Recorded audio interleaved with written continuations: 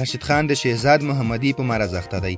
افغان اتل راشد خان د نړیوالو شلوریزو لوبو اوله درجه توپ اچونکی دی، خو د شهزاد محمدي په مرز اخته دی. د تلاش مینوالو سلامونه او نیکې هیلې مو ومنئ. هیله ده چې تاسو به ټول راته روغ او جوړ واست. په دې هیله چې زموږ نننۍ ویډیو مو خوښه شي. خو مخکې له دې چې ویډیو پیل کړو، که زموږ چینل ته لاړ شئ مو سبسکرایب کړی نه وي، په دې هیله چې درسره سبسکرایب یې کړئ او په راتلونکي کې له خوندورو ویډیوګانو خوند واخلئ. په دې وروستیو کې د افغانستان کرکټ ملي لوبډله ښه ونه ځلیده. نړیوالو رسنیو زموږ د لوبغاړو ډېرو نکتو ته پام شوی دی او بېلابېلې لیکنې یې پرې لیکلي چې له تاسو سره به یې شریکې کړو. شهزاد محمدي د څه وخت راهیسې ښه لوبه نشي کولی. نړیوالې رسنۍ وایي چې د افغان لوبغاړو او خصوصا د شهزاد محمدي په لوبو تمرکز نشته او ډېر وخت تفریح ته ورکوي. شهزاد محمدي ډېر وخت په ویډیوګانو جوړولو او تفریح مصروف وي. خدا کا خوف کھائے سلطان، पद्मावती किसी की बेगम है. मलिक गफूर मलिका जहां से पूछो कि आज सुल्तान के सामने खाने में क्या पेश होगा. بل ځای کې رسنۍ د روزونکي خبرو ته هم اشاره کړي.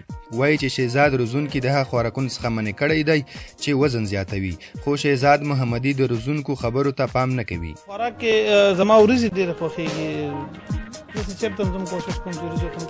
موږ باندې بند دي خو بیا هم دا دی چې زه کوشش کوم چې ویې خورم. بل ځای کې د کرکټ نړیوالو شورا هم یو مطلب په خپله پاڼه خپور کړی او لیکلی دي که لوبه په تفریح ګټلی کېدی نو افغانستان به اتل وی.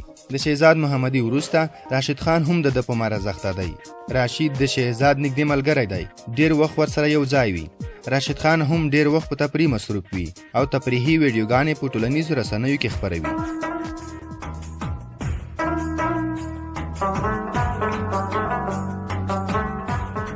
د رسنیو په وینا چې د راشد خان پر شان اوله درجه لوبغاړی باید خپل کرکټ او لوبو ته پام وکړي.